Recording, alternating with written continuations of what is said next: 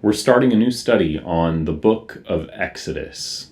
And of course, that means I have to begin with the book of Genesis, the story of origins, the question of how did the world get here? How did we get here? How did sin come into the world?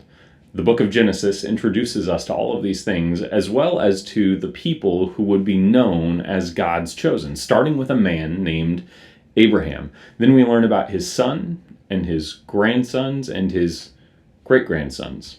It's the introduction to the family that would become the nation of Israel. And for Christians, this nation is particularly important as it is the bloodline that Jesus traces his ancestry through.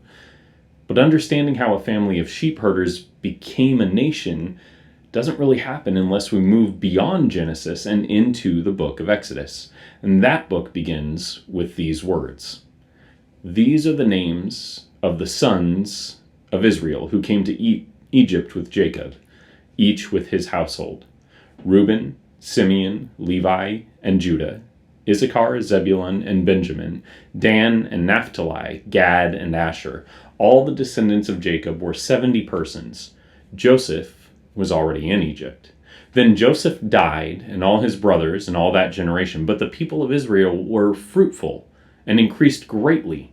They multiplied and grew exceedingly strong, so that the land was filled with them.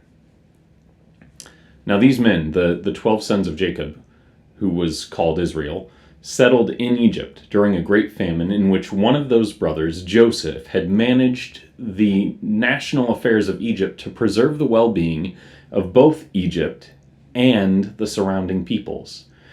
And as a result, his family grew to such a size that it worried the eventual ruler of Egypt. This is where Exodus continues. Now there arose a new king over Egypt who did not know Joseph, and he said to his people, Behold, the people of Israel are too many and too mighty for us. Come, let us deal shrewdly with them, lest they multiply. And if war breaks out, they join our enemies and fight against us and escape from the land.